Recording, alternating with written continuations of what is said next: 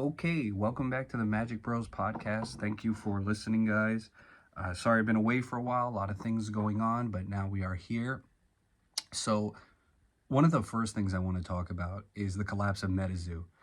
Wild stuff here. I mean, obviously there were some haters on it and people who assumed that from the jump, so they're not surprised.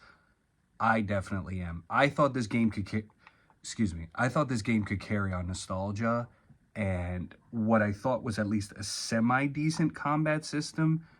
I was very clear from the jump that this wouldn't kind of have the depth of Magic or Flesh and Blood, but I thought it would kind of go down like the way, to me, Pokemon did. So I used my own experiences to make this judgment, right?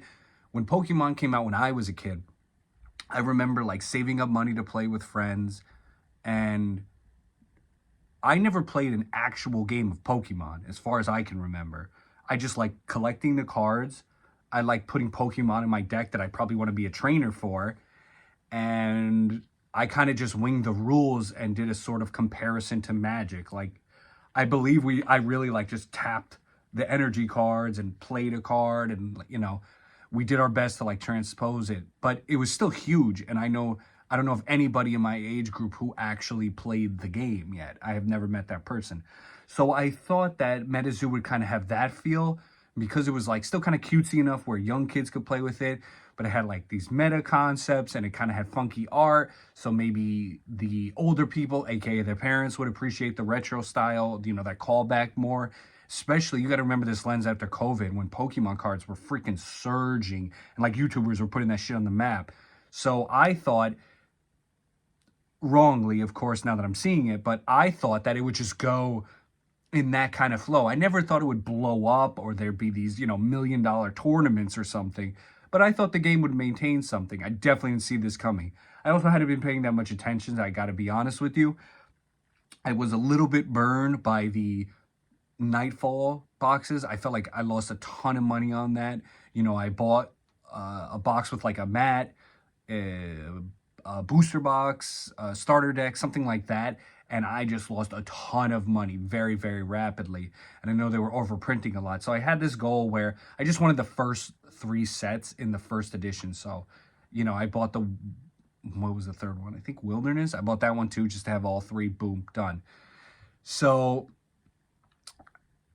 I guess I should have seen the writing on the wall, but I thought it was just a rocky start and coming out of things and Kickstarters and blah, blah, blah. So I just chalked it up to that. But apparently, there was really no fucking plan on how to govern this game. And we see that they lost, tons of money.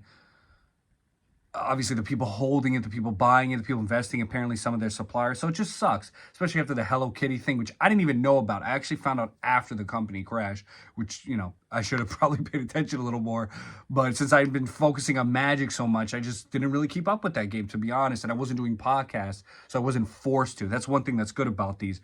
Doing these kinds of things forces me to keep, abreast of what's going on.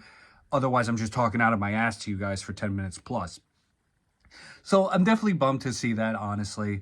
I didn't expect to be Sir Moneybags with it, but, I thought it would at least hold its value or go up slowly. It would be an intro point for family to play, kind of goofy thing. Interestingly enough, actually, let me go ahead and search that one too. I think, as far as I know right now, I got my MacBook with me on TCG Player. I want to check the prices of Metazoo. Just see how it's going. Let's see. Let's do Metazoo. And let me filter. Let me do sealed. Let's see what we got. So a lot of UFO first decks are $5, $10. The Metazoo Nightfall first edition spellbook is $14. Let's see. I'm trying to look for something, if there's anything. The Nightfall Tribal decks, the set of 5 are $30.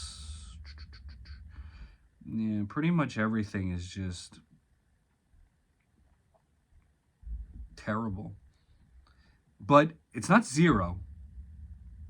I don't know what that is, but it's not zero. So I don't know what that means for the future of this game, but it's not zero. Just want to keep that in mind. I'm trying to look for booster boxes right now. That's why it's taking me so long to read you guys off some figures, because I'm just seeing, like, the the small packs, which I expected to take a monumental loss because there's nothing really special about them. So let me see. I'm just going to search by what's the first edition, and let's see what the first edition are first. So first edition first spell book is 40. First edition booster box is 117. That sucks. I paid $400 for that. First edition blister pack, $14.35. First edition booster pack, $6, $5.95. And there is no booster cases anymore, which is interesting. So let me see here. Let me click the first edition.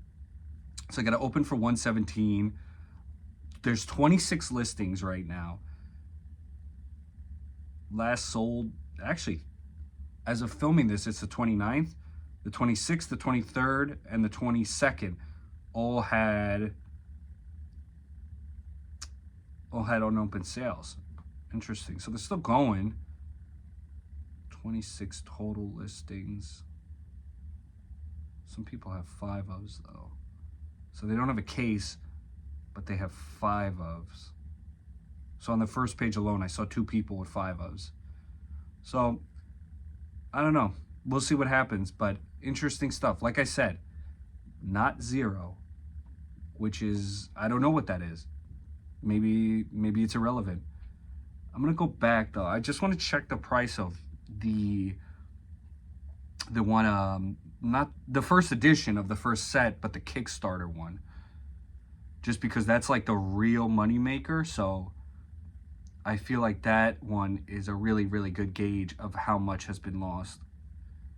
Interesting. Kickstarter box is still $900. Still, but I mean, it's down obviously from like $4 grand or $3 grand, but still, it's 900 unopened. Let me see. They have no sales. Oh no, they do.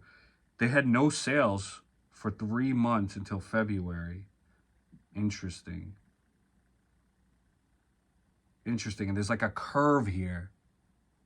So check this out. It starts and it's about, $3,800, plummets in October. So from September 25th, it was worth the $3,800.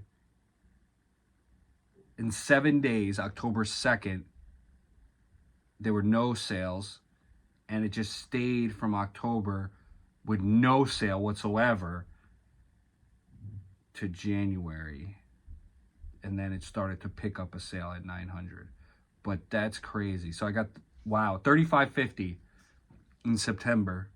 September 25th to October 1st, show sale. October 2nd, boom, nothing sold. Wow. Last one sold February 1st for 900. It's got 1 page and 5 up for sale. Interesting. There's a holdout here keeping it at $4 grand. Gotta check back up on that sale, that seller at another point. Reiko TCG holding it in, keeping the faith, I guess. Yeah, so it's not zero. I'm gonna make that the title of this video because it's true. It's not zero, so that shows something is happening here. Yeah, just my thoughts on this. Sucks. I'm out. I got a lot of Metazoo. I might as well just hold on to it at this point. I don't want to go through the process of listing each and individual thing I have because I have so many different things. It's not like I just have one-off booster box I can sell or something. Or, I'm sorry, I have a booster box, but not that many. I have more of the little things. And I just don't want to list all that because I don't need to. I don't need the money. So I'm just going to let it hold. And maybe I'll have a It's Not Zero Part 2 video one day, hopefully. All right, guys. Thanks for watching. Kept this one brief. See you soon. I got more coming. I'm just going to flood the market to catch up because I've been so behind. Thank you, guys.